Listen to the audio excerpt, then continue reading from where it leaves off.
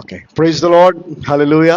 మన ప్రభువును రక్షకుడు అతి త్వరలో రానైన యేసుక్రీస్తు వారి యొక్క పరిశుద్ధమైన నామములో మీ అందరికీ శుభములు తెలియజేస్తున్నాను. I greet you all in the matchless name of Jesus Christ of Nazareth. आप सबको यीशु मसीह के नाम पे शुभकामनाएं. చాలా సంతోషం. వారి యొక్క పునరుద్ధాన దినం దేవుని సన్నిధిలో మనముండి ఆయన యొక్క కృపను పొందుకోవటానికి దేవుడు మనల్ని ఏర్పాటు చేసుకున్నందుకు వందనాలు. మరలా చెప్తా ఉన్నాను, దేవుడు ఎప్పుడు కూడా బలవంతము చేయడు. ఆయన మనకి చాయిస్ ఇస్తున్నాడు, మనకు ఆప్షన్ ఇస్తున్నాడు. సో ఆ ఆప్షన్ని, ఆ చాయిస్ని మనం రాంగ్గా చూస్ చేసుకుంటే అది మన బాధ్యత అవుతుంది, కానీ దేవుని మీద వేయటానికి లేదు. దేవుని సన్నిధిలో ఉండాలా, ఇంకో దగ్గర ఉండాలా అనేది చాయిస్ నీదే. దేవునికి ప్రాధాన్యత ఇవ్వాలా, వేరే పనికి ప్రాధాన్యత ఇవ్వాలా, చాయిస్ నీదే. సో నువ్వు బ్యాడ్ చాయిసెస్, రాంగ్ చాయిసెస్ తీసుకొని దేవుడు నా జీవితంలో ఎందుకు ఇలా చేశాడని ప్రశ్నించే అవకాశం, హక్కు నీకు లేదు. ఓకే, మనము గడిచిన పునరుద్ధాన దినము నుంచి పునరుద్ధారుడైన క్రీస్తుని గురించి, ఆయన పునరుద్ధారుడై తిరిగి వచ్చిన తర్వాత పలికిన మొదటి మాటను చూసాం, ఆ తర్వాత ఆయన పలికిన ఆఖరి మాటను చూసాం. ఓకే, అలాగా పునరుద్ధారణ క్రీస్తుని చూస్తూ ఆ తర్వాత అపోస్తులు ఏ విధంగా ఆయన చేసిన వాగ్దానాన్ని, తండ్రి చేసిన వాగ్దానాన్ని ఆయన ద్వారా వాళ్ళు పొందుకున్నారో గడిచిన వారాలుగా చూస్తా ఉన్న సీక్వెన్స్ మీరు గమనిస్తే ఒక 4-5 వీక్స్ నుంచి ఐ థింక్ కరెక్ట్గా పునరుద్ధానం జరిగిన సంఘటనలన్నీ కూడా చూసుకుంటా వచ్చాం. సో లాస్ట్ సండే మనం చూసింది ఏంటంటే, వాళ్ళందరూ కూడా in one accord at one place, ఒకే ఒకే ఒకే ఉద్దేశంతో, ఒకే ఎక్స్పెక్టేషన్స్తో, ఒకే ఆశతో, ఒకే కోరికతో, ఒకే ఉద్దేశంతో వాళ్ళు ఒకే స్థలములో కూడుకొని ఉన్నారు. సో మనందరం కూడా కూడుకుంటున్నాం, కానీ మనందరం కూడుకోవటం రావడానికి గల కారణం ఒకటేనా అంటే కాదు, డిఫరెంట్ ఉన్నాయి. అలా ఉండకూడదు అనేది లాస్ట్ వీక్ మనం తెలుసుకున్నాం. ఈ రోజున అపోస్తులు, యేసుక్రీస్తు ప్రభు వారి యొక్క శిష్యులు, ఆయన ఏర్పాటు చేసినటువంటి వారు, ఆయన ఏర్పరచుకున్నవారు, ఆయన చేసిన వాగ్దానాన్ని, పరిశుద్ధాత్మను పొందుకున్నవారు చేసినటువంటి మొదటి అద్భుత కార్యం బైబిల్ గ్రంథములో రికార్డ్ అయింది. అది అపోస్తుల కార్యములు 3వ అధ్యాయం కదా. అపోస్తుల కార్యం 2వ అధ్యాయాన్ని కూడా లాస్ట్ వీక్ మనం కొంతగా టచ్ చేశాం. సో ఇప్పుడు అపోస్తుల కార్యములు 3వ అధ్యాయాన్ని మనం చూద్దాం. ఎందుకంటే ఈ యొక్క కార్యం ఏదైతే ఉందో, ఆ గుడి దగ్గర ఒక వ్యక్తి అడుక్కుంటా ఉంటాడు, అతనికి కాళ్ళు సరిగ్గా పనిచేయవు. సో వీళ్ళు వచ్చి ఆయన స్వస్థపరిచారన్న విషయం బాగా మనందరికీ తెలుసు. బట్ ఇక్కడ మనం గమనిస్తే, ఎందుకని ఈ కార్యాన్నే, ఎందుకని ఈ అద్భుతాన్నే, ఎందుకని ఈ యొక్క ఏమంటారు సంఘటననే మొట్టమొదటిగా దేవుడు చేయటం వారి ద్వారా, దీన్ని ఆ ప్రదేశంలో చేయటము, వీటి యొక్క ప్రాధాన్యతలు, ఇవన్నీ కూడా మనం తెలుసుకునే ప్రయత్నం ఈరోజు చేద్దాం. హల్లెలూయా. ఓకే, అపోస్తుల కార్యములు 3వ అధ్యాయం 1వ వచనానికి వెళదాం. Okay, acts 3rd chapter 1st verse. Now Peter and John went up together into the temple at the hour of prayer, being the 9th hour. చదవమ్మా. పగలు 3 గంటలకు. పగలంటే 3 గంటలు అంటే ఎప్పుడండి చెప్పండి? మధ్యాహ్నం 3 గంటలు, తెల్లవారుజామున 3 గంటలుగా చాలా మంది అపోహపడుతూ ఉంటారు. అది మధ్యాహ్నం 3 గంటలు. ఏంటంటే ఆ మధ్యాహ్నము 3 గంటలు అనేది, సరే ముందుగా పేతురు యోహాన్లు మందిరానికి వచ్చారు. ఎక్కడికి వచ్చారు చెప్పండి? మందిరానికి వచ్చారు. అక్కడ టెంపుల్ అన్నా, సినగాగ్, సమాజ మందిరం అన్నా అప్పట్లో ఉండేటువంటి ప్రార్థనా స్థలాలు అవి. అవన్నీ కూడా యూదుల ఆచారం ప్రకారము నడిపించబడేటువంటి స్థలాలు, జాగ్రత్త గుర్తుపెట్టుకోండి. అయితే ఆ ఆచారాలకి విరుద్ధంగా వ్యతిరేకంగా వాటిని తప్పుపడుతూ, వాటి యొక్క ఉద్దేశాలని, వారు చేస్తున్నటువంటి తప్పులను ఎండగడుతూ యేసు ప్రభు వారు క్రొత్త జీవిత విధానాన్ని, క్రొత్త నిబంధనని తీసుకొచ్చారు. ఈ పేతురు యోహాను ఎవరనంటే, ఆ క్రొత్త నిబంధనను, ఆ రక్తముతో చేయబడిన నిబంధనను నమ్మి, ఆ నిబంధన ద్వారా యేసుక్రీస్తుని రక్షకుడిగా అంగీకరించి రక్షించబడిన వారు. దీనికి ముందు మనం చూస్తే వీరు 120 మంది ఆ యొక్క మేడగది మీద ప్రార్థన చేస్తా ఉన్నారు. పరిశుద్ధాత్ముడు వారికి అనుగ్రహించబడ్డాడు. అప్పుడు ఆ 120 మంది ఏం చేశారండి చెప్పండి? వాళ్ళు ఏం చేశారు? అనేక భాషలలో అక్కడున్న అనేక మందికి వారి వారి స్వభాషలో వారికి దేవుని కార్యములను వివరించారు. లాస్ట్ వీక్ కూడా మనం తెలుసుకున్న ముఖ్యమైన పాయింట్ అదే కదా. పేతురు ఒక్కడు మాట్లాడటం ద్వారా 3,000 మంది రక్షించబడలా. పేతురు ఒక లాంగ్వేజ్ మాట్లాడాడు, మిగిలిన శిష్యులు కూడా వేరే లాంగ్వేజెస్ మాట్లాడారు. వారందరూ మాట్లాడటం ద్వారా ఆ భాషలు మాట్లాడే వాళ్ళు విని వారందరిలో 3,000 మంది రక్షించబడ్డారు. గుర్తుపెట్టుకోండి. సో ఇప్పుడు మనం గమనిస్తే 120 ప్లస్ 3,000 ఎంతమంది అయ్యారు? 3,120 మంది. మరి వీళ్ళందరూ కలుసుకోవాలంటే ఎక్కడ కలుసుకోవాలి? సమాజ మందిరాలే. ఎందుకంటే అవే చాలా పెద్ద పెద్ద ప్రార్థనా మందిరాలు. యూదులు అనేకులు, మరి ఆ యూదుల దేశమే కాబట్టి యూదుల కొరకే కట్టుకున్నాయి కాబట్టి చాలా పెద్ద పెద్ద ప్రాంగణాలు ఉన్నాయి. కోర్ట్ యార్డ్స్ బయట, ప్రధాన మందిరం లోపల ఉంటే బయట చాలా. సో వీళ్ళు అక్కడే కలుసుకుంటున్నారు. జాగ్రత్తగా గమనించండి. ఇక్కడ ముఖ్యమైన విషయం ఏంటంటే the commitment of Peter and John and his disciples towards assembling. Okay, initial గా స్టార్టింగ్ లో వాళ్ళు ఈ 3 గంటల టైం ఏదైతే ఆచరించారో, లేదంటే అక్కడ సమాజ మందిరంలో కలుసుకోవటం ఏదైతే వాళ్ళు చేశారో, దానికి కారణం ఏంటంటే they were in the initial stages of their Christ following life. క్రీస్తును వెంబడిస్తున్నటువంటి జీవితంలో వారి యొక్క ప్రారంభ దినాలవి. కాబట్టి సంపూర్ణమైనటువంటి అవగాహన వారికి ఇంకా లేదు. స్థలము కొరకు వారు అక్కడ కలుసుకుంటున్నారు. అదే విధముగా యూదులు 3 గంటలకి ప్రార్థన చేయటం, అదేవిధంగా 3 గంటల సమయంలోనే బలులు అర్పించడం కూడా చేసేవారు. కాబట్టి అదే సమయాన్ని వాళ్ళు పాటిస్తూ వచ్చారు. మనందరికీ తెలుసు, యేసుక్రీస్తు ప్రభు వారు కూడా రమారమి 3 గంటల సమయంలో ఆయన తన ప్రాణమును మన కొరకు బలిగా అర్పించారు సిలువలో. హల్లెలూయా. సో ఇక్కడ ప్రాముఖ్యమైన విషయం ఏంటంటే their commitment towards being in the fellowship. మరి ఎంతమందికి మీలో మనకి ఆ కమిట్మెంట్ ఉందో లేదో మనల్ని మనం ఒకసారి పరీక్షించుకోవాలి. They were very particular about being in the fellowship and they are very particular about the timing also. సమయము కూడా. కలుసుకోవటం అంటే ఎప్పుడు పడితే అప్పుడు కాదు. ఒకడు 3ంటికి వచ్చి ఒకడు 4ంటికి రావటం కాదు అక్కడ. They are very particular about timing, punctuality. ఇది మనకు కూడా అవసరం చాలా. ఎందుకనంటే మనము ఒకసారి గుర్తుపెట్టుకోండి, ఒక బాడీ అంటే ఒక ఆర్గనైజేషన్ అంటాం మనం కదా. ఒక బాడీ అంటే ఒక ఆర్గనైజేషన్. ఆ బాడీలో చెప్పాను అంతకుముందు డైరెక్టరు ఇట్లా ఉంటారు, లేదంటే ప్రెసిడెంట్, వైస్ ప్రెసిడెంట్ ఇట్లా ఉంటారు కదా. అదేవిధంగా శరీరం అంటే కూడా ఒక బాడీ. ఓకే, దీనిలో తల ఉంది, కాళ్ళు, చెవులు ఎన్నో ఉన్నాయి. అయితే శరీరానికి కూడా అనగా ఏ బాడీకైనా ఒక డిసిప్లిన్డ్, క్రమశిక్షణతో కూడినటువంటి ఏమంటారు బిహేవియర్ అవసరం. శరీరం అయితే బిహేవియరు, లేదంటే ఒక ఆర్గనైజేషన్ అయితే దానికి ఒక కట్టుబాట్లు, దానికి ఒక నియమాలు, దానికి ఒక టైమింగ్స్ ఇవన్నీ ఉంటాయి కదా. మరి అలాంటప్పుడు లోక సంబంధమైనటువంటి ఆ యొక్క కంపెనీసో, లేదంటే ఒక కొన్ని పెద్ద పెద్ద ఇండస్ట్రీసో, లేదంటే బాడీసో, వాటికే అటువంటి నియమాలు, టైమింగ్స్ ఎన్ని ఉన్నప్పుడు ఆత్మ సంబంధమైన, పరలోక సంబంధమైనటువంటి క్రీస్తు శరీరముగా ఈ లోకములో ఉన్నటువంటి సంఘమైనటువంటి మనకి మరింకెంత ఎక్కువ కమిట్మెంట్ ఉండాలి, మరింత ఎక్కువ టైమింగ్ అనేది మనకు ఉండాలి. ఒకసారి ఆలోచించండి. బికాస్ ఈ ఇన్సిడెంట్ ని మనం జస్ట్ ఒక కుంటివాడు, నడవలేని వాడిని ఈ శిష్యులు నడిపించారనే విషయాన్ని మాత్రమే కాదు. అందుకే మనం గనక ప్రభువుని ప్రార్థించి పరిశుద్ధాత్మ సహాయం తీసుకొని, అయా నాకు తెలియజేయ ప్రభు అని ఆశతో మనం అడిగినట్లయితే ఆయన అనేక విషయాలు బైబిల్ గ్రంథం నుంచి మనకి తెలియజేస్తాడు. హల్లెలూయా. సో ఇక్కడ వాళ్ళు ఎంతో పర్టికులర్ గా కమిట్మెంట్ తో ఆ టైంకి అక్కడికి వచ్చారు. హల్లెలూయా. మనం ఏం నేర్చుకోవాలి ఇప్పుడు వీళ్ళ దగ్గర నుంచి ఈ వచనంలో? ఏమండి, ఇదే కమిట్మెంట్ మనకి లోటుగా ఉంది కాబట్టి ఇటువంటి కమిట్మెంట్ మనం కలిగి ఉండాలి. About fellowship, about the time. About fellowship and about the time. మీకు తెలుసు, ఒక ఎగ్జామినేషన్ 10 నుంచి 1 గంట వరకు అని అంటే 10 నుంచి 1 గంట వరకే నడిపిస్తారు. వాళ్ళు 10 గంటల 1 నిమిషానికి వెళ్ళినా కూడా గేట్ వేసేస్తారు. ఆ ఇంటర్మీడియట్ బోర్డో లేదా నీట్ బోర్డో వాళ్ళ రూల్స్, వాళ్ళ టైమింగ్స్ అవి.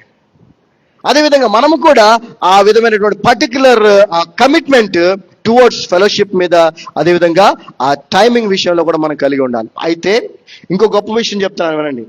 శిష్యులు ఎంత భయస్థులో మీకు తెలుసు, ఆయన చనిపోయినప్పుడు వణుకుతూ వారు ఆ గదిలో ఉన్నారు.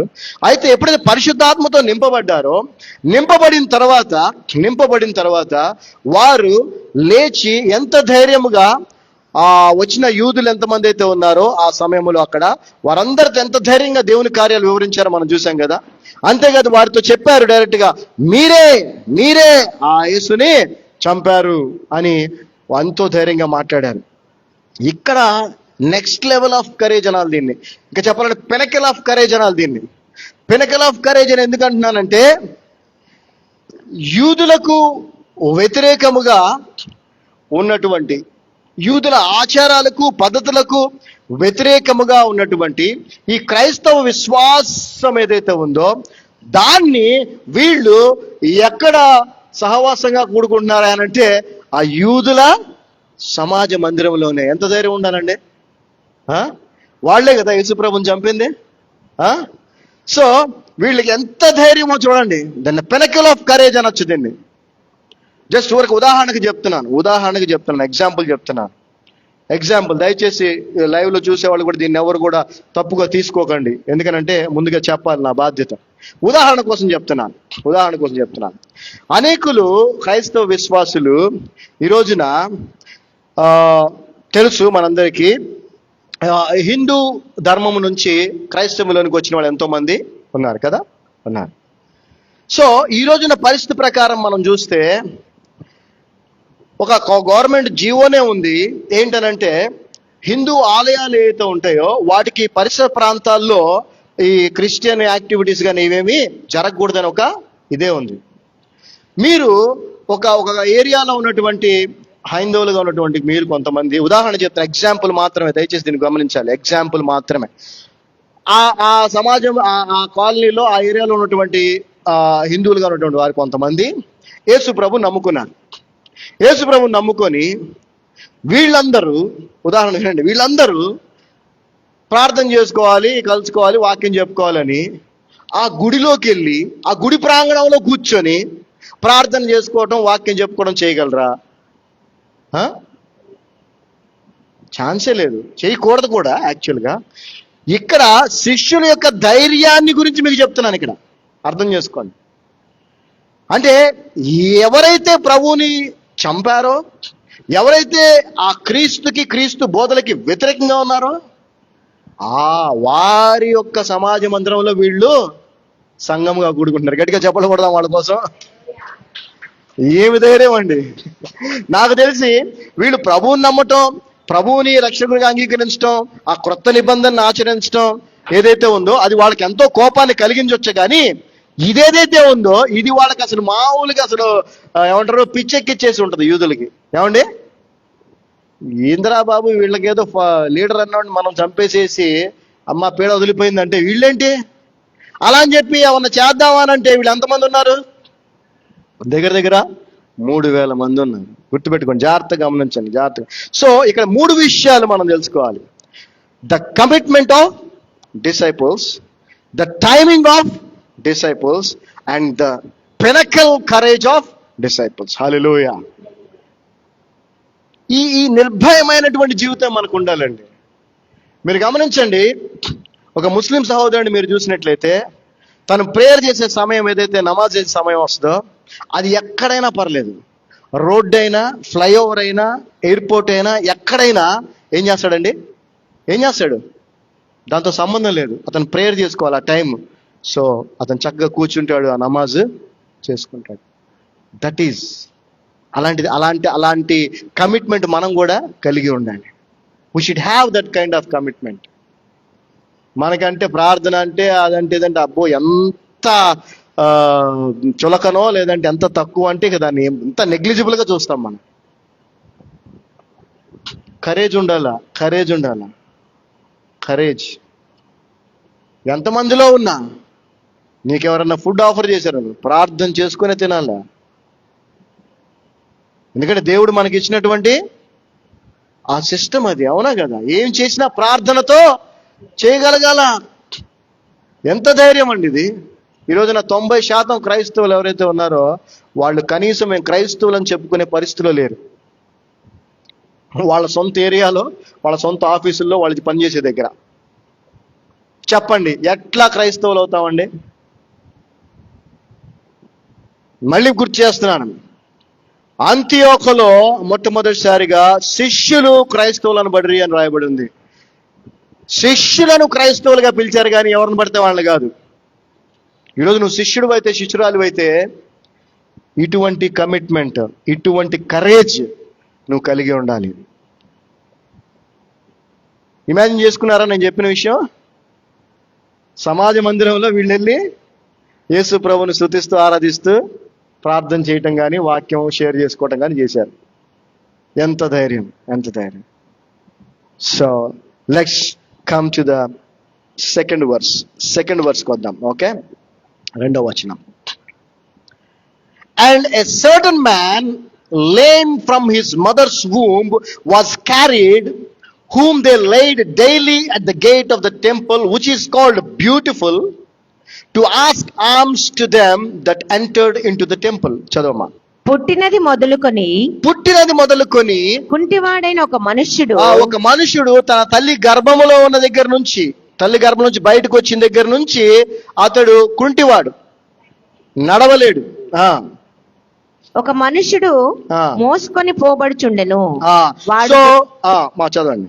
వాడు దేవాలయంలోనికి వెళ్ళు వారిని భిక్షమడుగుటకు కొందరు ప్రతి దినము వారిని శృంగారమును దేవాలయపు ద్వారమునొద్ద ఉంచుచూ వచ్చిరి. చూడండి, ఆ మందిరము యొక్క గొప్పతనం మీకు చెప్తాను.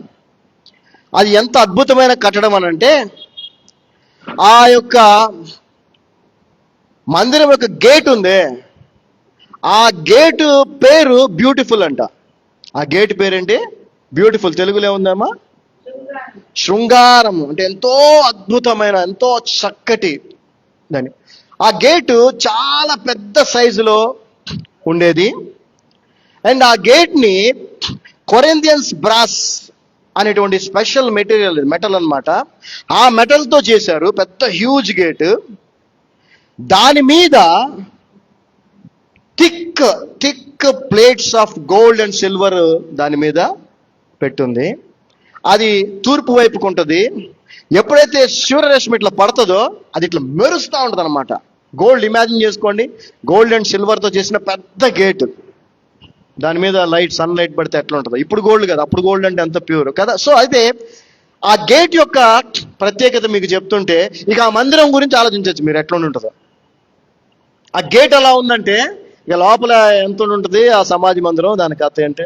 ఎందుకంటే వీళ్ళు వేలల్లో కదా కూడుకునేది. అక్కడికి ఒక కాళ్ళు చేతులు, లేమ్ అంటే unable to walk are physically disabled అని అర్థం.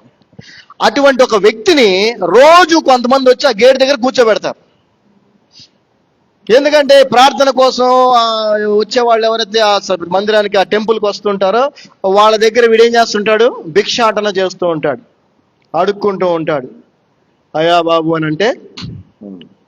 సో ఇక్కడ గమనించండి, దయచేసి మరలా తప్పుగా అనుకోవద్దు, సత్యాన్ని చెప్తున్నాను. ఇప్పటికీ కూడా అనేక టెంపుల్స్ బయట, మసీదుల బయట, పెద్ద పెద్ద చర్చిల బయట చాలా మంది కూర్చొని ఏం చేస్తుంటారు? అడుక్కుంటూ ఉంటారు. వాళ్ళు ఏం కోరుకుంటున్నారు చెప్పండి? ఈ లోక సంబంధమైన ఒక సహాయం. ఎవరి నుంచి కోరుకుంటున్నారు? మనుషుల నుంచి, సాటి మనుషుల నుంచి. అవునా? అయితే ఆ మందిరం లోపలికి వెళ్ళేవాళ్ళు, టెంపుల్ లోపలికి వెళ్ళేవాళ్ళు, మసీదు లోపలికి వెళ్ళేవాళ్ళు, వాళ్ళు ఏం చేస్తున్నారు చెప్పాలి? వాళ్ళు ఏం చేస్తున్నారు?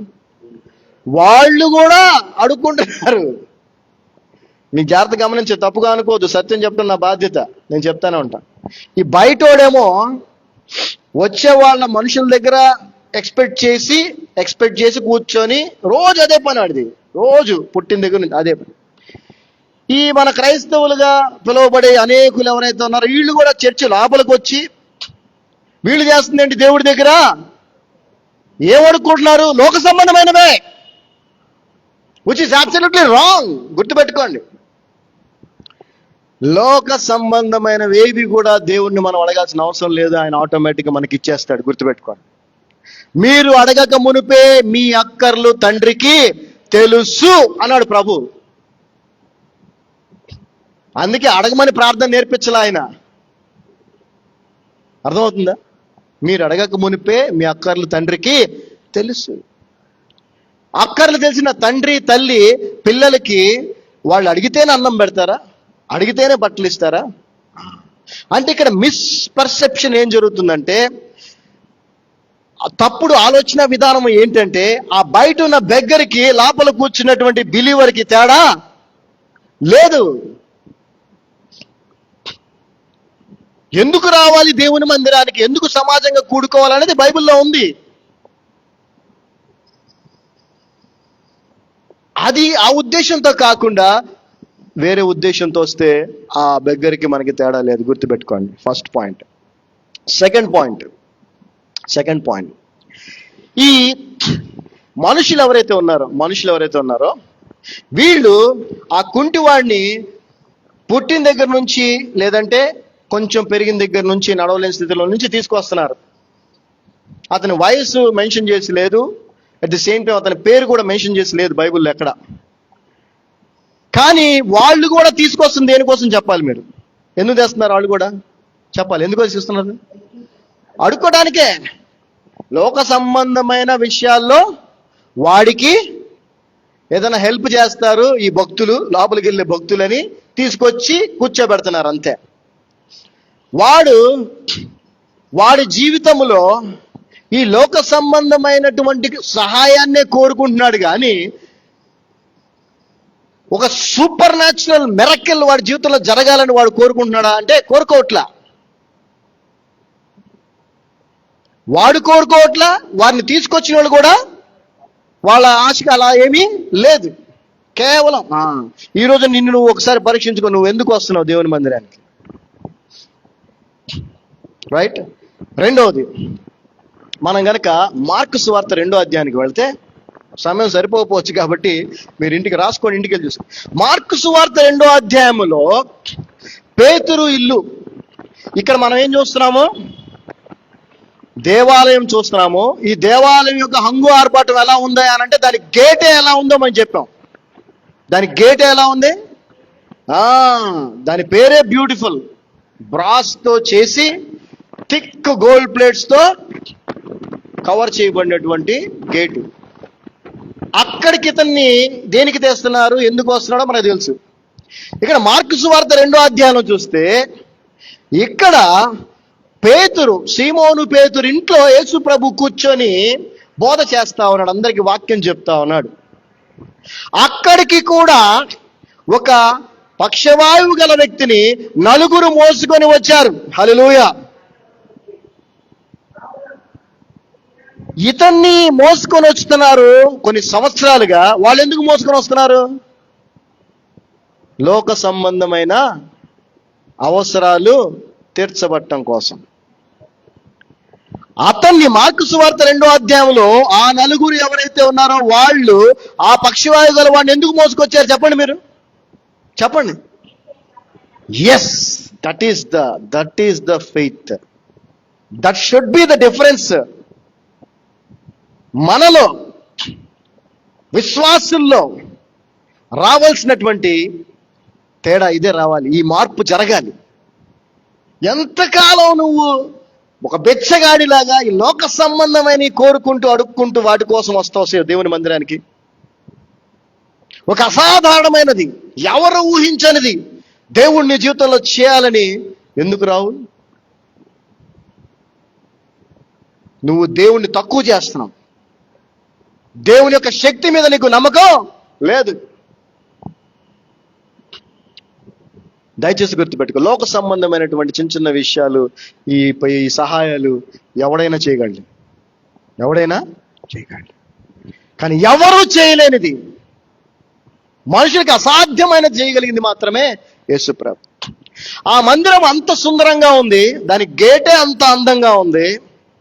కానీ అన్ఫార్చునేట్లీ బాధాకరం విషయం అంటే అందులో దేవుడు ఉన్నాడా లేడా? లేడు. ఈ పేతురు ఇల్లు ఒక సాధారణమైన చేపలు పట్టుకునే వాని ఇల్లు.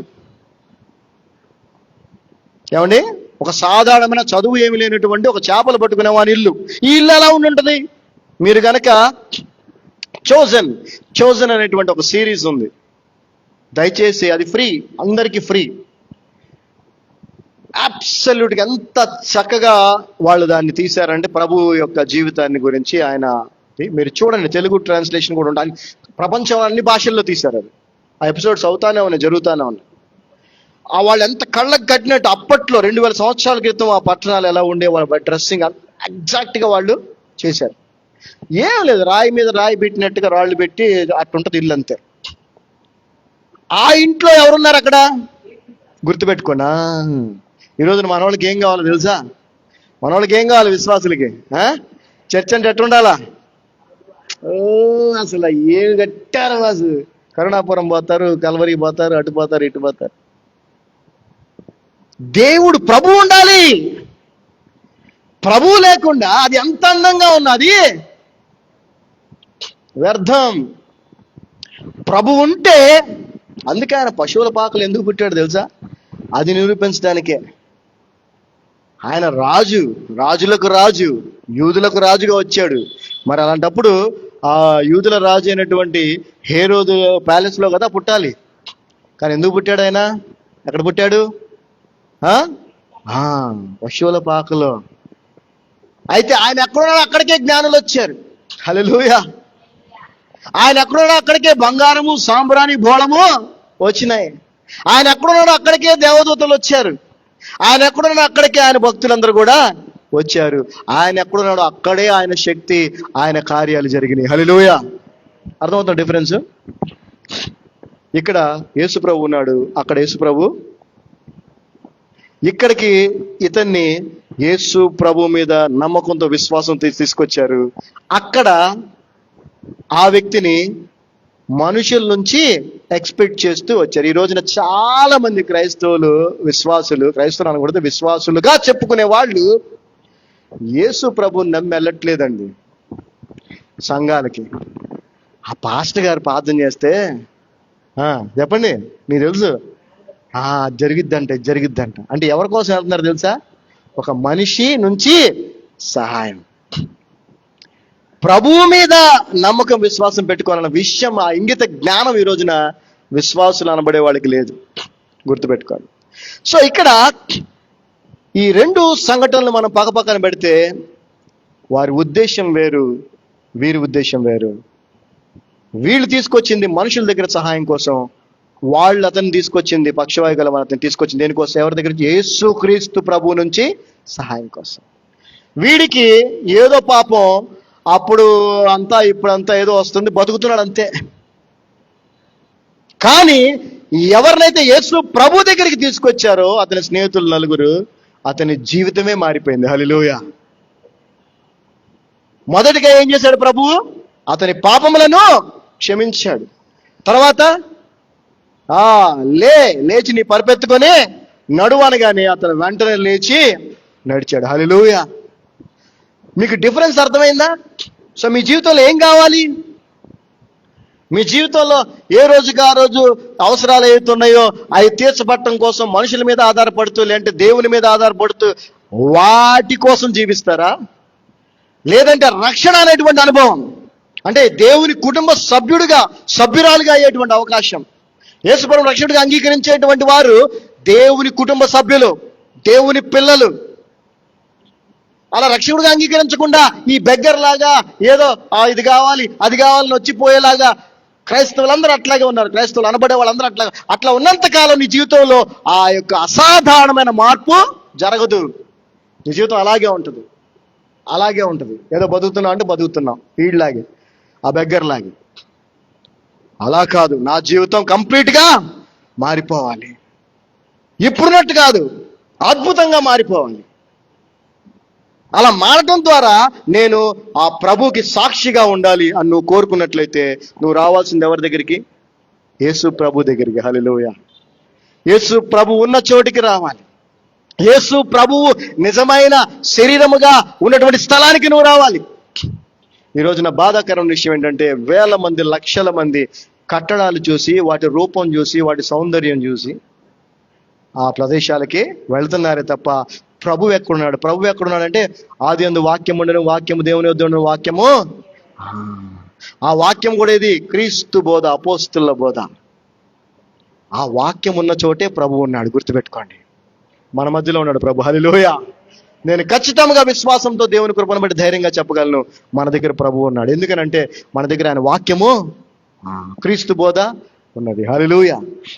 So it doesn't matter how the ambience or the structure is. The matter is whether Jesus is there or not, whether Christ doctrine is preached or not. క్రీస్తు బోధ పరిగణించబడుతుందా లేదా, క్రీస్తున్నాడా లేదా. క్రీస్తు ఉంటే నీ జీవితం మారిపోద్ది. ఆమేనండి. క్రీస్తున్న చోటుకు వస్తే నీ జీవితం మారిపోద్ది. Amen. So let's come to the third verse. 3వ వచనానికి వద్దాం. 3వ వచనం. Who seeing Peter and John about to go into the temple asked the rams. పాపం రెగ్యులర్ పని అదే కదా. ఆడ కూర్చున్నాడు, కూర్చొని ఏం చేశాడు చెప్ప. పేతురును యోహానును దేవాలయంలో ప్రవేశింపబోనప్పుడు, వాళ్ళు దేవాలయంలోకి వెళ్తున్నారు, వెళ్ళిపోతున్నారు, లోపల గేట్ దగ్గర ఉన్నారు. కూర్చొని ఇతను చూశాడు వాళ్ళని. భిక్షం అడుగగా. ఏమడుతున్నాడు? భిక్షం. ఏమన్నా సాయం చేయండి బాబు, బాబు. ఒకసారి ఆలోచించుకో, నువ్వు ఏ సిచ్యువేషన్ లో ఉన్నావు. ఈ సిచ్యువేషన్ లో మనం ఉండకూడదు.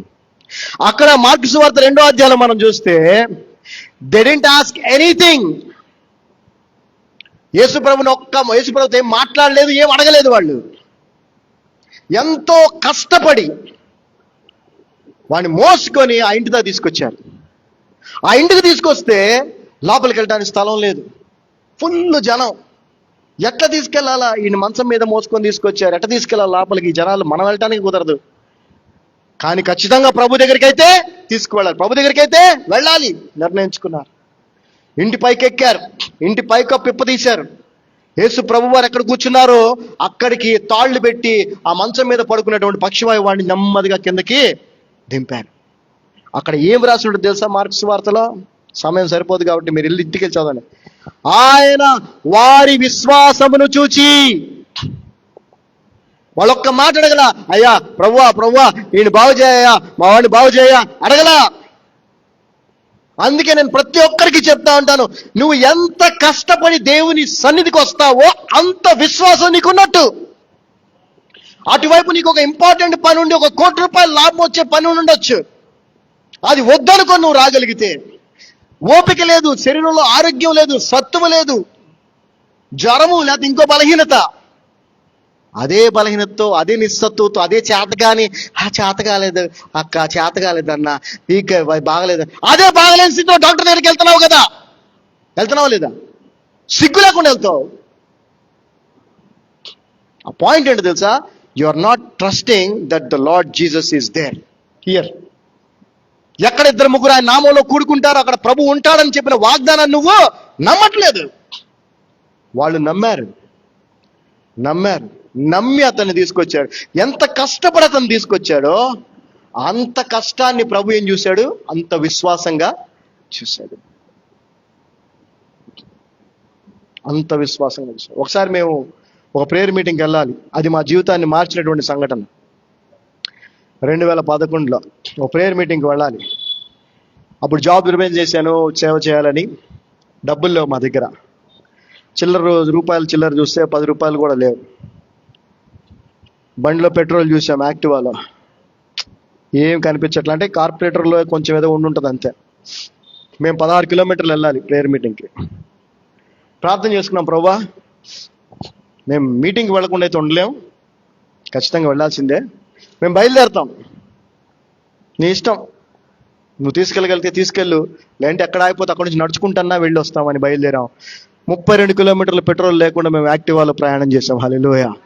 That is the first miracle God has done in our lives. ఈ రోజున పరిచర్య ఇన్ని సంవత్సరాలు, 15 సంవత్సరాలు పరిచర్య జరుగుతూ కొన్ని వేల అద్భుతాలు దేవుడు చేసి, కొన్ని ఆత్మలను దేవుడు రక్షించి, కొంతమందిని సేవకులుగా ఈ యొక్క పరిచర్య ద్వారా నిలబెట్టుకున్నాడనంటే దానికి ప్రారంభమైనటువంటి కార్యం ఏంటో తెలుసా? అదే. కానీ ఆ కార్యం ఆయన చేయడానికి గల కారణం ఏంటి? ఆ ప్రార్థనకి వెళ్ళాలని మాకున్నటువంటి ఆశ కలిగిన ప్రాణాన్ని ఆయన తృప్తిపరుస్తాడు. దేవుని సన్నిధికి రావటం ఎంత కష్టమైతే అంత విశ్వాసంతో నువ్వు వచ్చినట్టు. రాలేదనుకో, కష్టం అని రాలేదనుకో, నీకు విశ్వాసమే లేనట్టు. That's why it is most important to give priority to the presence of the Lord. దేవుని సన్నిధికి ప్రాధాన్యత ఇవ్వడం ఎంతో అవసరం. అది చేయని వారి జీవితాల్లో మార్పును కోరుకుంటే అది నిజంగా అవివేకము. నేను వారిని చూసి జాలి పడతా ఉంటాను, ఎందుకంటే ఎప్పుడు చెప్తూనే ఉంటాను, ఎంత కష్టంతో వస్తే వారిని ఆయన విశ్వాసంగా చూశాడు. సో ఇతను చూసి అడుగుతున్నాడు, అయ్యా మాకేమన్నా హెల్ప్ చేయని. ఇతను చూసి అడిగాడు. వాళ్ళు అక్కడ అడిగారా? అడగలా. వాళ్ళు కష్టపడి ప్రభు దగ్గరికి వచ్చాడు. సో దయచేసి అందుకే మనుషులు బైబిల్ స్పష్టంగా చెప్తా ఉంది, మనుషుల సహాయము వ్యర్థము అని. రాజులను ఆశ్రయించడం కంటే యెహోవాను ఆశ్రయించుట మేలు అని. ఎందుకంటే రాజు అయినా కూడా మనిషే, ప్రధానమంత్రి అయినా మనిషే, ముఖ్యమంత్రి అయినా మనిషే, డీజీపీ అయినా డీజీ అయినా మనిషే. అతనికి పరిమితులే ఉంటాయి, దానికి దాటి అతనేం చేయలేడు. కానీ ప్రభుకి పరిమితులు లేవు. Hallelujah. He is the creator God. యేసుక్రీస్తు ప్రభు సృష్టికర్త. ఆయనకు అసాధ్యమైంది లేదు. సో నువ్వు ఎవరిని ఆశ్రయించాలి? యేసు ప్రభువుని ఆశ్రయించాలి. సో వాడు ఎక్స్పెక్ట్ చేస్తూ చూస్తున్నాడు. అయ్యా 4వ వచనం, 4th verse, 4వ వచనం. And Peter, fastening his eyes upon him with John, said, Look on us. చదవమా. పేతురును యోహానును వాని తేరి చూచి మా తట్టు చూడుమనిరి. ఇక్కడ మనం గమనించాలి, ఈ యొక్క ఆ కుంటివాడు ఎవరైతున్నారో అతని మీద అతని జీవితంలో దేవుని కృప ఏంటంటే పేతురు యోహానుని అతను కలుసుకోగలిగాడు. గుర్తుపెట్టుకోండి, పేతురు యోహానుని అతడు చూడగలిగాడు. అవునా కదా? ఓకే. సో ఇక్కడ జాగ్రత్తగా మనం గమనించాల్సిన విషయం ఏంటంటే, నువ్వు ఏ అవసరతలో ఉన్నా, ఏ కష్టంలో ఉన్నా, ఏ పరిస్థితుల్లో ఉన్నా, నీకు దేవుని నుంచి సహాయము నీకు దొరకాలి అంటే ఫస్ట్ ఆఫ్ ఆల్ నీకు ఆ దేవుని గురించి తెలిసి ఉండాలి, ఆ ప్రభువుని గురించి తెలిసి ఉండాలి. అది తెలియని పక్షములో అది తెలిసిన వ్యక్తులు నువ్వు కలవాలి. అప్పుడే కదా నీకు తెలుస్తుంది. అవునా? ఈ వ్యక్తికి యేసు ప్రభువుని గురించి తెలిసి ఉండకపోవచ్చు. అవునా కదా? ఎందుకంటే 3.5 సంవత్సరాన్ని పరిచయం చేశాడు, కానీ ఈ యొక్క వ్యక్తిని స్వస్థపరిచినట్టు ఎక్కడ మనం చదవట్లా. మేబీ వాంటెడ్లీ దేవుడు కావాలనే ఆయన చిత్తములో ఈ వ్యక్తిని అలా ఉంచాడేమో అనుకుంటాం మనం, అంతే. ఎందుకనంటే ఈ వ్యక్తికి ప్రభు గురించి తెలియదు, కానీ ప్రభువుని గురించి తెలిసిన వారు మాత్రమే కాదు, ఆ పునరుద్ధరుడైన క్రీస్తుని కలిసిన వారు. నీకు యేసు ప్రభు క్రిస్మస్ రోజు పుట్టిన యేసు ప్రభు తెలిస్తే ఉపయోగం లేదని ఎన్నోసార్లు చెప్పాను కదా గడిచిన వారంలో. మనం అదే పునరుద్ధరుడైన క్రీస్తు నీకు తెలియాలి, మరణాన్ని జయించి తిరిగి లేచిన యేసుక్రీస్తు నీకు తెలియాలి. ఆరోహుడే పరలోక రాజ్యానికి వెళుతూ నేను మరలా వస్తాను, వచ్చి మిమ్మల్ని కూడా నాతో పాటు తీసుకొని వెళ్తానని చెప్పిన క్రీస్తు నీకు తెలియాలి. ఆ క్రీస్తుని తెలిసిన వారిని ఇతడు కలిశాడు. ఈ రోజున అనేక చోట్ల, అనేక మందిరాల్లో అనేక మంది దేవుని సేవకులుగా యేసు ప్రభు యొక్క బోధనలను చేస్తూ ఉన్నారు. కానీ వారు నిజముగా పేతురు యోహానులాగా వారి జీవితాలను పూర్తిగా ప్రభువుకి, ప్రభు సేవకి సమర్పించుకున్న వారా కాదా అనేది నువ్వు తెలుసుకోవాలి. శిష్యులు ఎవరయ్యా అనంటే ఆ గురువు గారిని ఫాలో చేసే వాళ్ళనే శిష్యులు అంటారు. యేసు ప్రభు ఎలా అయితే జీవించాడో అలాగే జీవిస్తున్నటువంటి వ్యక్తులు వీళ్ళు. యేసు ప్రభు ఎలా జీవించాడో అలాగే జీవిస్తున్నటువంటి వ్యక్తులు వీళ్ళు. కాబట్టి వాళ్ళు శిష్యులు. మరి నువ్వు సహవాసం లేదా ఎవరినైనా కలుసుకోవాలంటే ఎవరిని కలుసుకోవాలి? నువ్వు చెప్పండి, ఎవరిని కలుసుకోవాలి? అలాగా జీవిస్తున్న వారినే కలుసుకోవాలి. వాళ్ళు ఇష్టం వచ్చినట్టుగా జీవిస్తున్న వాళ్ళని, లోకరీతిగా జీవిస్తున్న వాళ్ళని, మాయ మాటలు చెప్పే వాళ్ళని నువ్వు కలుసుకుంటే నీ జీవితంలో ఉపయోగం ఉండదు, నీ జీవితంలో మార్పు రాదు.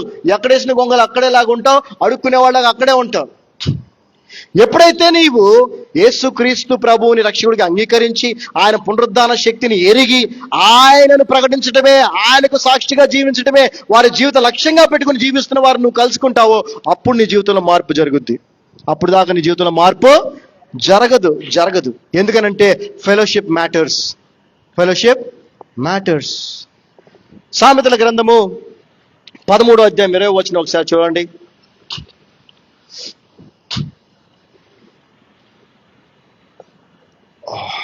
Proverbs 13th chapter 20th verse. He that walketh with wise men shall be wise, but a companion of fools shall be destroyed. చదవమ్మా. జ్ఞానుల సహవాసం చేయువాడు ఆ జ్ఞానుల సహవాసము చేయువాడు జ్ఞానము గలవాడగును, జ్ఞానము గలవాడగును.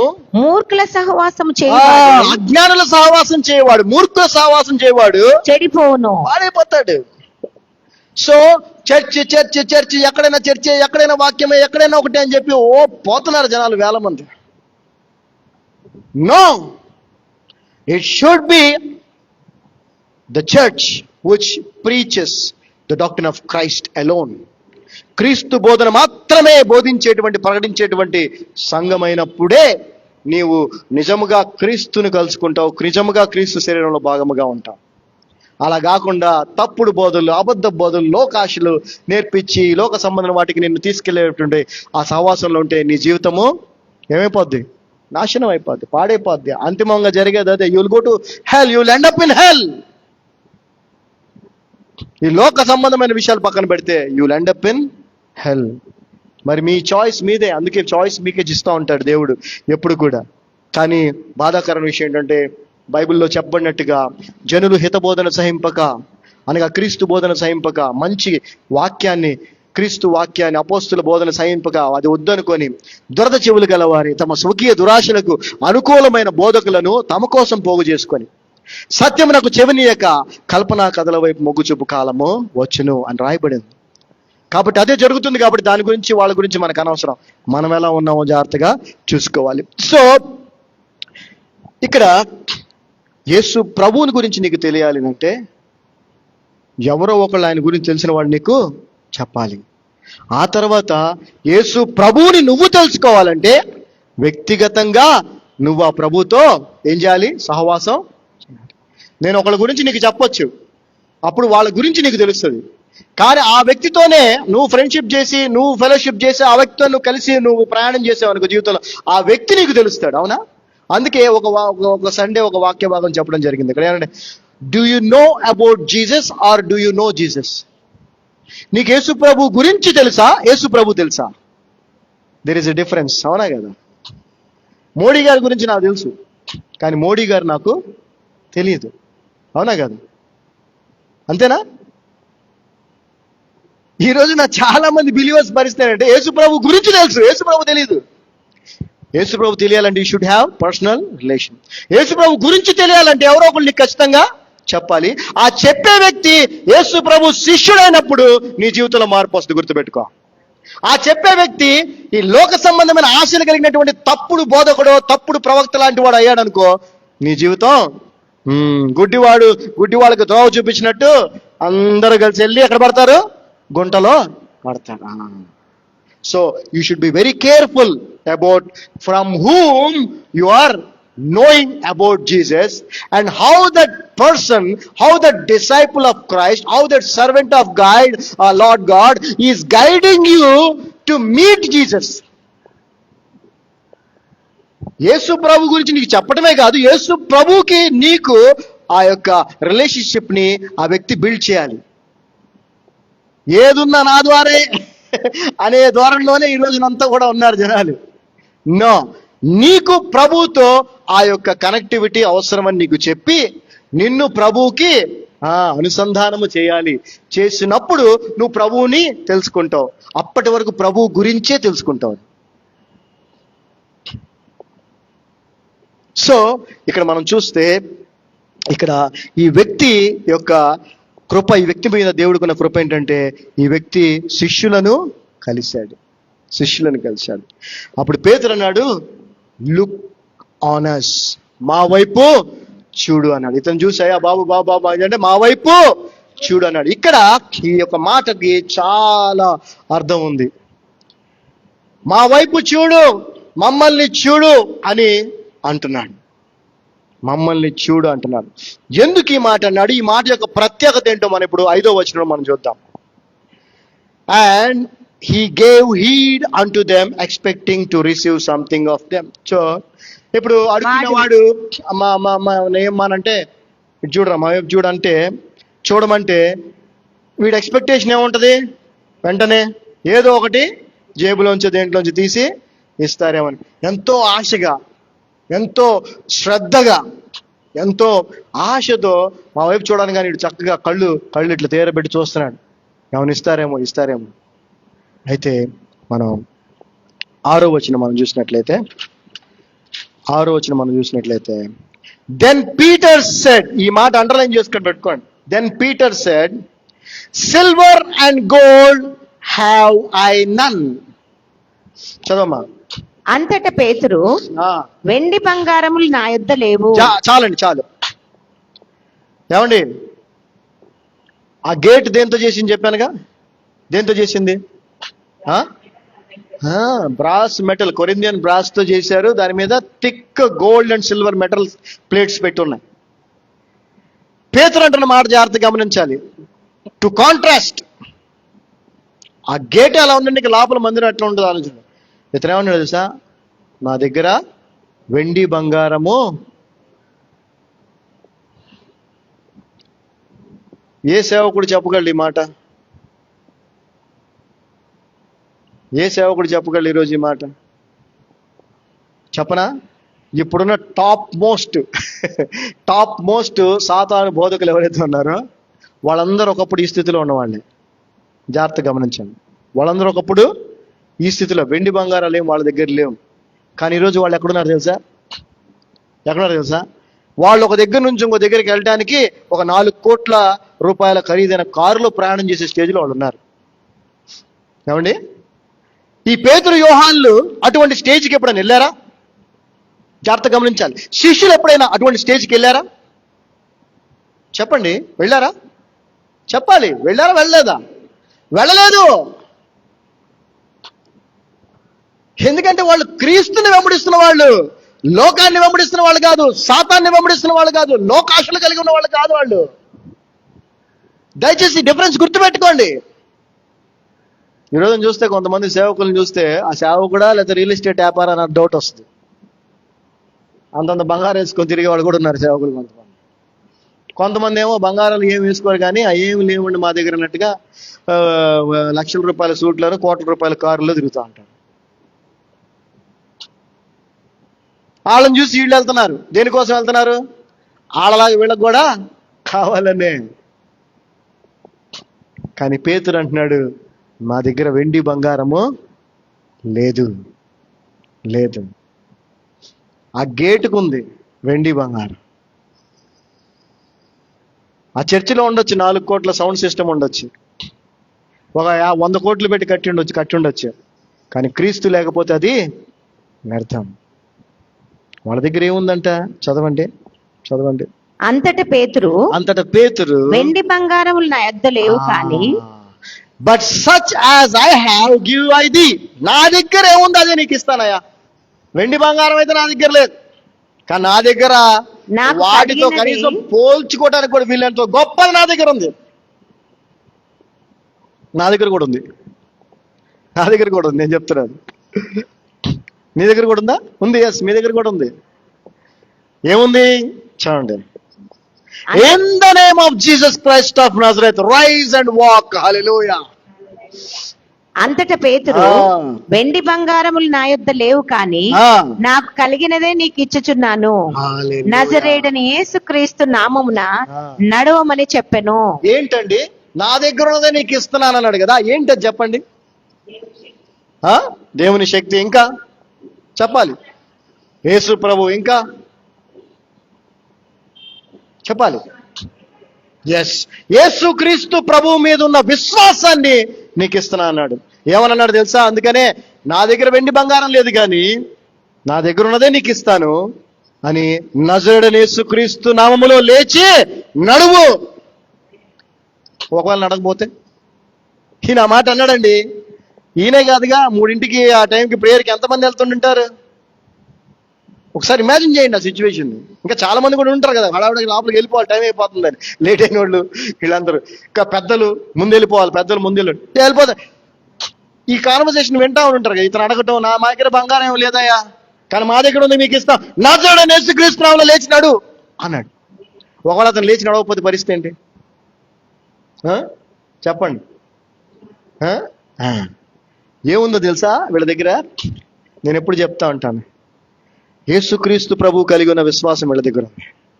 యేసుక్రీస్తు ప్రభు వారు తన తండ్రి మీద ఎంత విశ్వాసము కలిగి, తను పలికితే నా తండ్రి, నేను పలికితే నా తండ్రిని నెరవేరుస్తాడంటే విశ్వాసముతో అంతమంది చూస్తా ఉన్నారు, వందల మంది చూస్తా ఉన్నారు, మేబీ వేల మంది చూస్తా ఉన్నారు. ఆయన లాజరు బయటికి రా అన్నాడు. హల్లెలూయా. ఒకళ్ళు రాకపోతే లాజరు రాకపోతే ఇగో మనం ఇక్కడ ఉండేవాళ్ళం కాదు. హల్లెలూయా. గుర్తుపెట్టుకోండి. అంటే రాకపోతే అనే డౌట్, జరగకపోతే అనే డౌట్, నా జీవితంలో ఇంతకాలం జరగలేదు, నా జీవితంలో ఎవరు చేసినా జరగలేదు, ఇప్పుడు జరుగుద్దా అనే డౌట్ నీకుంటే జరగదు. లేదు, ప్రభు నా యేసే చేస్తాడని నమ్మకం, విశ్వాసం 100% నీకు జీవితంలో జరుగుతుంది. ఆమేన్. వీళ్ళు ఎలాంటి విశ్వాసం కలిగి ఉన్నారంటే, లాజరు బయటికి రా అని తండ్రి మీద విశ్వాసముతో యేసు ప్రభు పలికాడే, అదే విశ్వాసాన్ని వీళ్ళు యేసు క్రీస్తు మీద కలిగి ఉన్నారు. హల్లెలూయా. ఈరోజు నీకు ఎవరి మీద విశ్వాసం ఉంది? ఎటువంటి విశ్వాసం ఉంది? అందుకే చెప్తాను నా పిల్లలకి, మా అందరికీ చెప్తా ఉంటాను, నా కుటుంబానికి అయితే ప్రతిరోజు చెప్తాను, అందరికీ చెప్తాను, have 100% faith in Jesus name, in the name of Jesus Christ of Nazareth. You ask anything, that is done. Amen. Doubt ఉండొద్దు. జరగకపోతే అందరూ ఏమనుకుంటారు? నేను అందరికీ చెప్తున్నాను, ఒకవేళ అవ్వకపోతే, that is what faith is. That is what faith is. ఇచ్చేసాడు విశ్వాసాన్ని, లేచి నడువు అన్నాడు. అంటే వాట్ హీ హాస్ డన్. పేతురు ఏం చేశాడు తెలుసా? యేసుక్రీస్తు, నజరేయుడైన యేసుక్రీస్తు నామములో అతనికి ప్రార్థన చేశాడు, లేదంటే అతన్ని లేచి నడవమని ఆజ్ఞాపించాడు. హల్లెలూయా. ఈ రోజున చాలా మంది సేవకులే కాదు, విశ్వాసులే కాదు, చాలా మంది ప్రార్థనలు చేస్తున్నారు లేదా? చేస్తున్నారు. ప్రతి ఒక్కళ్ళు ప్రార్థన చేసేవాళ్ళే అయిపోయారు ఈ రోజున. శిష్యులు అవ్వాల్సిన అవసరం లేదు ప్రార్థన చేయడానికి, ప్రతి ఒక్కళ్ళు చేయొచ్చు, తప్పులేదు. అయితే వాళ్ళు శిష్యులై ఉంటే కనుక ఖచ్చితంగా ఆ ప్రార్థన నెరవేర్చబడుతుంది. గుర్తుపెట్టుకో. ఎవరు పడితే వాళ్ళు ప్రార్థన చేస్తే జరగదు. ఖచ్చితంగా ప్రభువుకి జీవితాన్ని సమర్పించుకొని ప్రభు వలె జీవిస్తున్నటువంటి వారు ఎవరైతే ప్రార్థన చేస్తారో అది 100% జరుగుతుంది. అటువంటి వారు, అటువంటి శిష్యులు కేవలం ప్రార్థన చేసి వదిలేరు. అటువంటి శిష్యులు, అటువంటి సేవకులు, అటువంటి విశ్వాసులు కేవలం ప్రార్థన చేసి వదిలేరండి. గుర్తుపెట్టుకోండి. చూడండి తర్వాత ఏం చేశాడు పేతురు. 7వ వచనం. In the name of Jesus Christ of Nazareth rise and walk అన్నాడు కదా, అంతేనా? తర్వాత ఏం చేశాడు చూడండి. And he took him by the right hand and lifted him up. Hallelujah. నజరేయుడైన యేసుక్రీస్తు నామమున నడుమని చెప్పి వాని కుడి చేయి పట్టుకొని లేవనెత్తెను. This is the truth the Christian community is missing. ఈ సత్యాన్ని క్రైస్తవ సమాజమే మిస్ అయిపోతుంది. కేవలం ప్రార్థన చేస్తే సరిపోదు. గుర్తుపెట్టుకో. ఒకడు ఆకలితో వస్తాడు నీ దగ్గరికి, ఏసయ్యా ప్రభువా వీడికి ఆకలి వేస్తుందంట, వీడికి అన్నం సహాయం చేయ అంటే సరిపోద్దా? నీ దగ్గర ఉన్నది కొంచెం వాడికి your physical help, the hand you should stretch forth to raise him up, to encourage him, to support him. ఎక్కడ నేర్చుకున్నాడు తెలుసా పేతురు ఇది? ఎక్కడ నేర్చుకున్నాడు చెప్పండి మీరు, మీకు తెలుసు. ఎక్కడ నేర్చుకున్నాడు అండి? మత్తయి సువార్త 14వ అధ్యాయం 30-31 చదవండి. మత్తయి సువార్త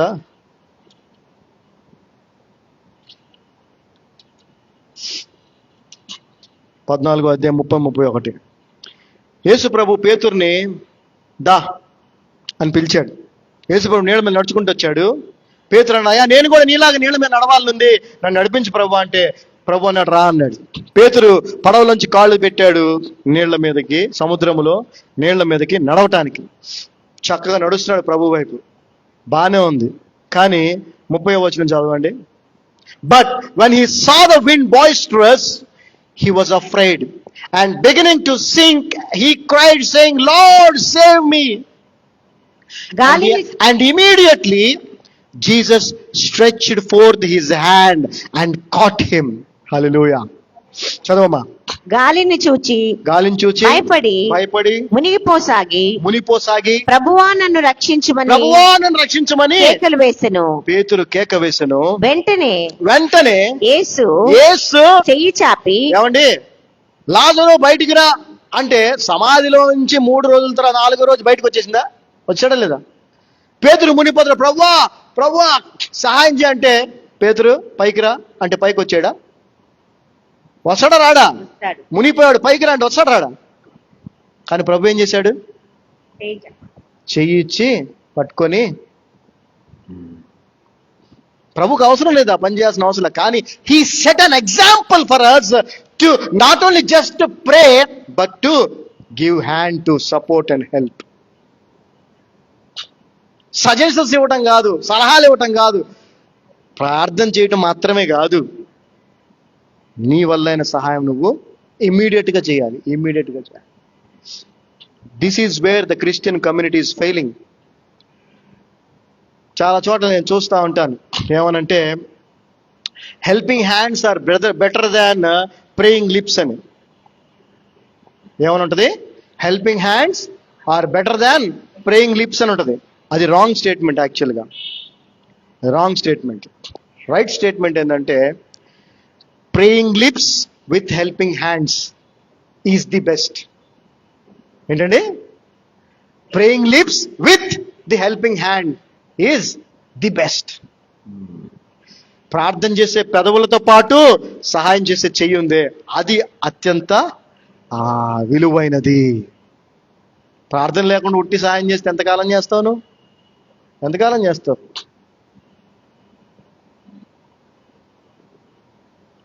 మొన్న ఫ్రైడే ఈవినింగ్ నేను, పాస్టమ్ గారు, పాప వాళ్ళ క్లాస్మేట్ మ్యారేజ్ ఉంటే కర్నూలు దగ్గర, కర్నూలు నుంచి మళ్ళీ నందికొట్కూరు అని ఒక 35 కిలోమీటర్స్ అక్కడ పెళ్ళి. ఫ్రైడే వెళ్ళాము. అయితే నైట్ వెళ్ళాము, 9 అయింది కర్నూలు వెళ్ళేటప్పటికి. అక్కడ నుంచి అక్కడ ఊరికి వెళ్తే అక్కడ పెళ్లి కూతురు చేయటం ఈ కార్యక్రమం ఉందంటే సరే అక్కడికి వెళ్ళాము. అక్కడే లేట్ అయిపోయింది, 12:30 1 గంట అయిపోయింది. సరే ఆ ఊర్లోనే నందికొట్కూరులోనే ఏదైనా రూమ్ ఉందామని చెప్పి ఎన్ని హోటల్స్ ట్రై చేసినా ఆ రోజు పెళ్లిళ్ళు బాగా ఉన్నాయి. శనివారం పొద్దున్న ఫుల్ పెళ్లి ఉన్నట్టున్నాయి.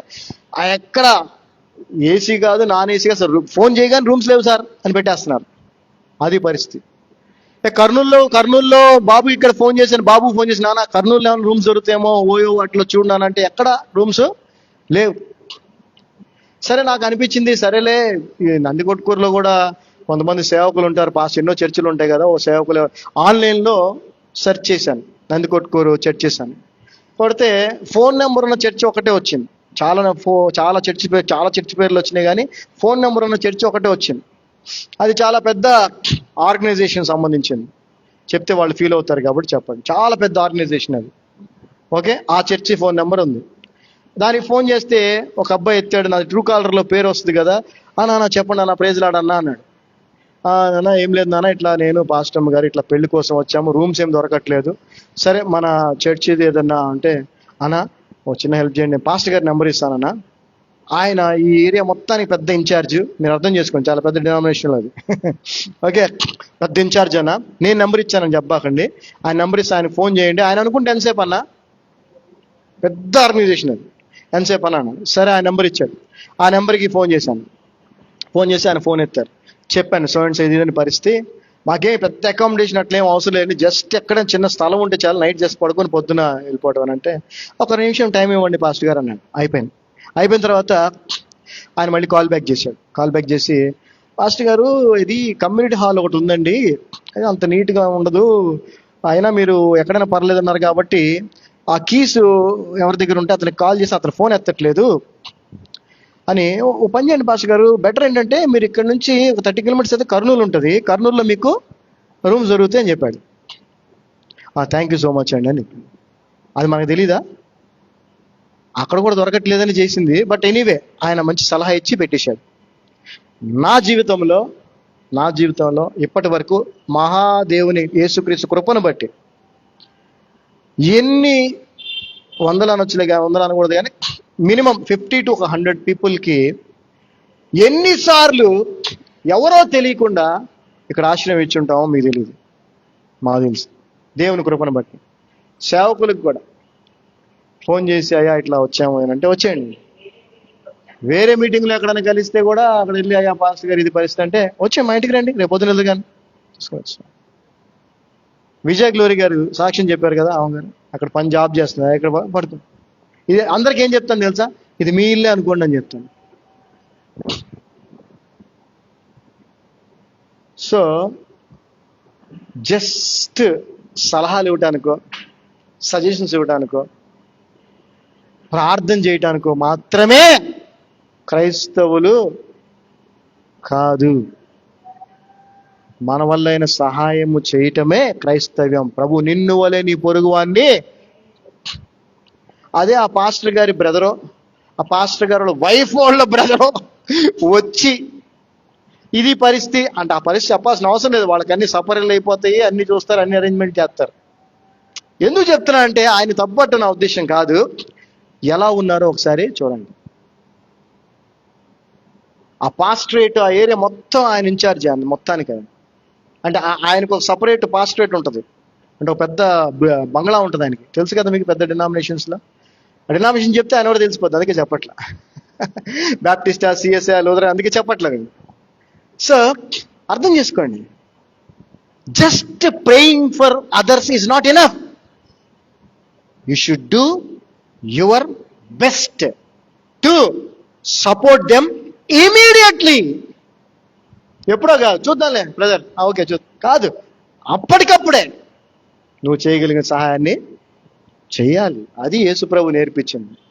అది చేయకుండా నువ్వు ఎంతన్నా చేసుకో, good for nothing. You are ఎందుకు పనికిరాని వ్యక్తి. పేతురు ఏం చేశాడు? యేసుక్రీస్తు నామములో, నజరేయుడైన యేసుక్రీస్తు నామములో లేచి నడువన్నాడు, అంతేనా? చేయి చాపి పైకి లేపాడు. చూడండి ఏం జరిగిందో. Just read now.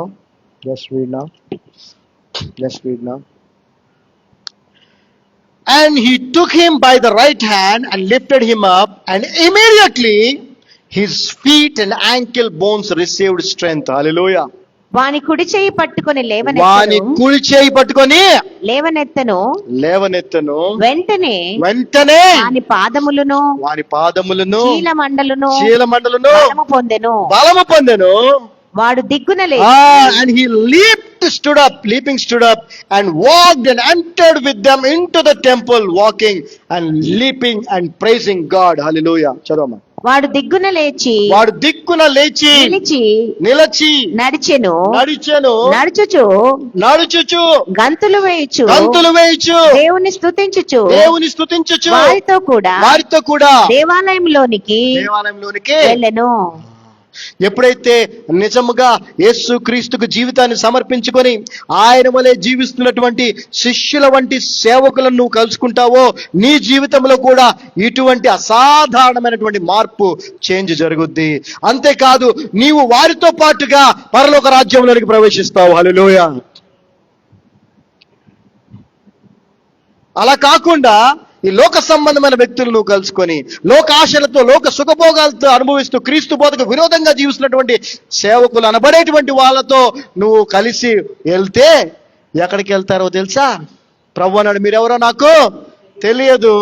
ఆ సాతానికి వాడి దూతలకు ఏర్పాటు చేసిన దానికి స్థలానికి మీరు పోండి అని పంపించాడు కదా, అక్కడికి వెళ్ళిపోతారు మీరు కూడా. Be careful with whom you are fellowshipping with whom you are having a relationship with whom you are spending your time most. చాలా ప్రాముఖ్యమైన విషయం ఇది. Because not only praying lips with helping hand is the principle of Christianity. క్రైస్తవ్యం యొక్క విలువ అదే. విలువలు ఏంటంటే ప్రార్థించటం, అదేవిధంగా సహాయము చేయటం. కేవలం ప్రార్థించటం కాదు, కేవలం సహాయం చేయటం కూడా కాదు. charity does not help you to become a true Christian, or only praying does not help you to become a true Christian. Prayer with charity. అందుకే ఫస్ట్ జాన్ చూడండి ఒకసారి, first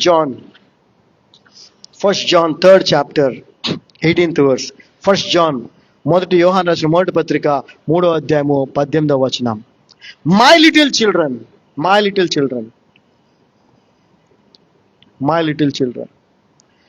let us not love in word. కేవలం మాటల్లో ప్రేమ చూపించడం కాదు, మాటల్లో ప్రేమ వ్యక్తపరచడం కాదు. Neither in tongue, నాలుగుతో పలికితే ఉంది ఏం కాదు చెప్పటం కాదు, but in deed with in truth and truth. చదవమ్మా. చిన్నపిల్లలారా మాటతోనూ నాలుకతోనూ కాక క్రియతోనూ సత్యముతో ప్రేమించుము. నువ్వు చూపించే ప్రేమ ఉందే ఇతరుల మీద, నిన్ను వల్ల నీ పొరుగు వాడిని ప్రేమించాలి. ఆ ప్రేమ ఎలా చూపించాలి తెలుసా? మాటలతో కాదు, కేవలం ప్రార్థనతో కాదు. ఏం చేయాలి? డీడ్, క్రియ కూడా ఉండాలి. ఎందుకనంటే యాకోబు రాసిన పత్రిక 2వ అధ్యాయము 17వ వచనం మనం చూస్తే, James 2nd chapter 17th verse చూసినట్లయితే, even so faith if it hath not works, is dead. క్రియలు లేని విశ్వాసము మృతము. నా దగ్గర ఉన్నదే, మా దగ్గరే ఉన్నదే నీకు ఇస్తామన్నారు వాళ్ళు. వాళ్ళ దగ్గర ఏముంది? యేసుక్రీస్తు ప్రభు మీద విశ్వాసం ఉంది. అంతేకాదు యేసు ప్రభువు ఏ విధంగా అయితే సహాయం కూడా చేయమన్నాడో ఆ క్రియలతో కూడిన విశ్వాసం వాళ్ళ దగ్గర ఉంది. ఆ క్రియలతో కూడిన విశ్వాసాన్ని అతనికి ఇచ్చారు, చేపట్టి లేపారు, అతడు లేచాడు. చదవమ్మా 17. అలాగే విశ్వాసము క్రియలేనిదైతే అది ఒంటిగా ఉండి మృతమైన తగును. సో విశ్వాసులు ఎవరయ్యానంటే, యేసుక్రీస్తు శిష్యులు ఎవరయ్యానంటే, కేవలము మాటల్లో నాలుకతో నిన్ను ఎంకరేజ్ చేసి, నీకు ప్రార్థన చేసి, నీకు మాయ మాటలు చెప్పేవాళ్ళు కాదు, కానీ మాటతో మాత్రమే కాక సత్యముతో క్రియలతో, సత్యం అంటే క్రీస్తు బోధతో, క్రియలతో అంటే వారి వల్లైన సహాయం వారు చేసి నీకు యేసుక్రీస్తుని పరిచయం చేసేవాళ్ళు. హల్లెలూయా. సో ఇమీడియట్ గా అతడు లేచాడు, లేచి గంతులేస్తూ వాళ్ళతో కలిసి ఎక్కడికి వెళ్ళాడండి? దేవుని స్తుతిస్తూ ఎక్కడికి వెళ్ళాడు? దీని అర్థం ఏంటో తెలుసా? ఎప్పుడైతే నీవు నిజముగా ప్రభువు కొరకు జీవితాన్ని సమర్పించుకొని, చూసాం కదా, కమిట్మెంట్ ఇన్ ఫెలోషిపింగ్, సహవాసంగా కూడుకునే విషయంలో కమిట్మెంట్, సమయానికి కూడుకునే విషయంలో కమిట్మెంట్, కరేజ్, ధైర్యములో పెనకెల్. అటువంటి వ్యక్తులను ఎప్పుడైతే నువ్వు కలుసుకుంటావో, అటువంటి వ్యక్తులతో ఎప్పుడైతే నువ్వు సహవాసం చేస్తావో, నీ జీవితంలో నువ్వు ఊహించని, నువ్వు ఈవెన్ ఎక్స్పెక్ట్ కూడా చేయనటువంటి కార్యాన్ని దేవుడు చేస్తాడు. ఆ కార్యం ఏంటి అనంటే, మొదటిగా నీకు రక్షణనిస్తాడు, పరలోక రాజ్య పౌరసత్వాన్ని ఇస్తాడు, నీకు శాంతి సమాధానాన్ని ఇస్తాడు. అనే కాకుండా ఈ లోక సంబంధమైనటువంటి కార్యాలు ఏదైతే నువ్వు ఎదురు చూస్తున్నావు అవి కూడా చేస్తాడు. అప్పుడు నువ్వేం చేస్తావు? ఆ శిష్యులతో కలిసే, ఇంకోళ్ళతో కాదు, ఆ శిష్యులతో కలిసే నువ్వు ఎక్కడికి వెళ్తావు? దేవుని రాజ్యంలోనికి ప్రవేశిస్తావు. హల్లెలూయా. ఎంతమందికి ఈ కుంటివాడికి జరిగినట్టుగా జరగాలని చెప్పండి? ఎస్, నాకు కూడా ఉంది. సో మనం ఎవరితో ఫెలోషిప్ చేయాలా?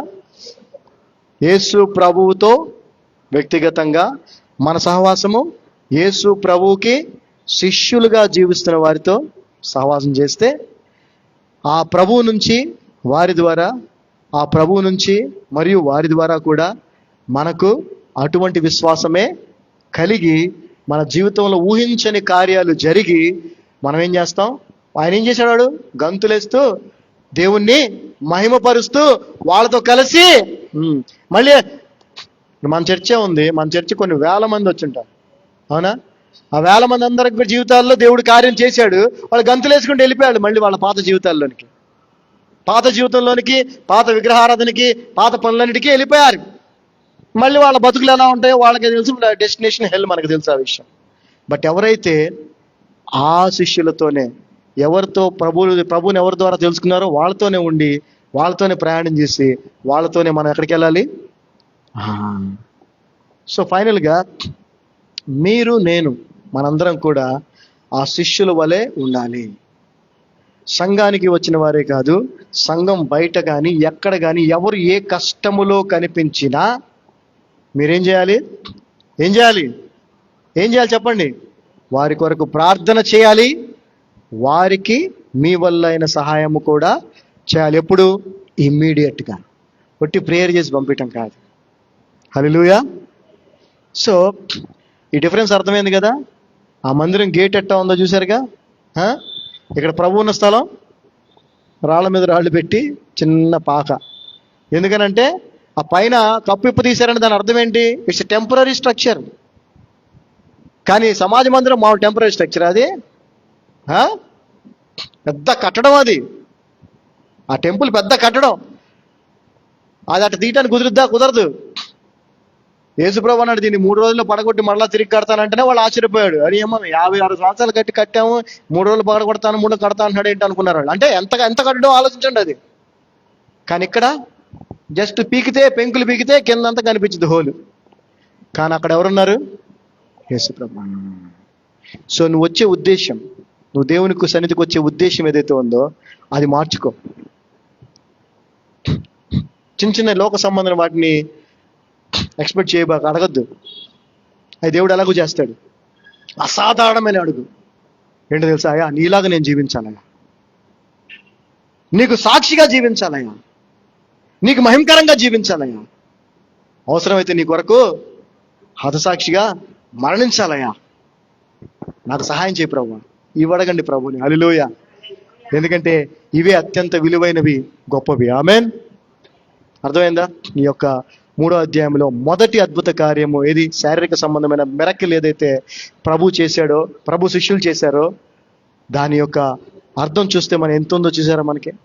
సో అందుకే we should search the scriptures.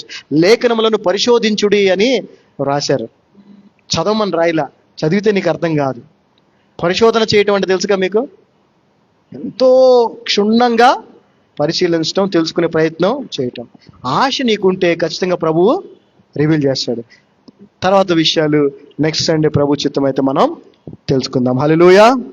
So సమయం వెళ్ళిపోతూ ఉంటుంది, ఇంకా సమయం చాలా ఉంటే విషయాలు చెప్పే నేను, but I don't know. Anyway మీరు దయచేసి వెళ్ళిన తర్వాత ఈ విన్న వాక్యాన్ని మరి ఫేస్బుక్లో ఉంటుంది, యూట్యూబ్లో కూడా అప్లోడ్ చేస్తున్నాము.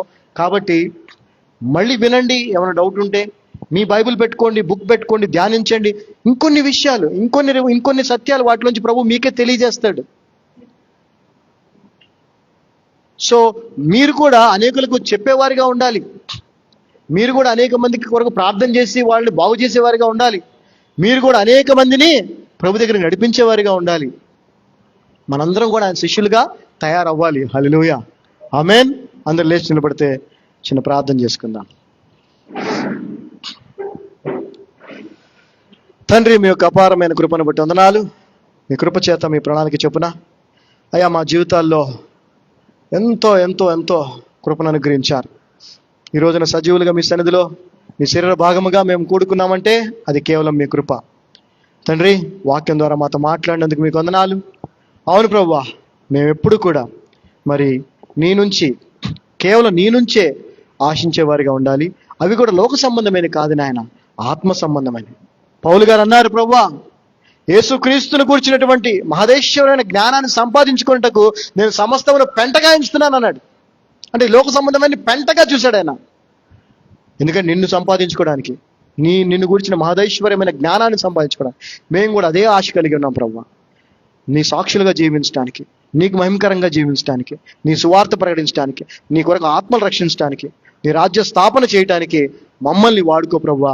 ఆ విధంగా మమ్మల్ని తయారు చేయమని ప్రార్థిస్తూ, అదే ఉద్దేశంతో మేము జీవిస్తాం, అదే ఉద్దేశంతో నీ మందిరానికి వస్తాం, అదే ఉద్దేశంతో ఈ లోకంలో బయటకు వెళ్ళి ఎక్కడున్నా కూడా ప్రతి ఒక్కరి కొరకు ప్రార్థన చేస్తాం. అంత ప్రార్థన మాత్రమే కాదు నాయన, నీవు చేసినట్టుగా, నీ శిష్యులు చేసినట్టుగా మాటతో నాలుకతో కాదు కానీ క్రియతోనూ సత్యముతోనూ మరి ప్రేమించమని, ఆ విధంగా కార్యము కూడా మేము సహాయం కూడా చేసేవారిగా మమ్మల్ని దీవించమని నజరుడైన యేసు నామమున ప్రార్థిస్తున్నాము తండ్రి. ఆమేన్, ఆమేన్, ఆమేన్. God blessed us. We are all blessed. Hallelujah. Praise the Lord. Praise the Lord.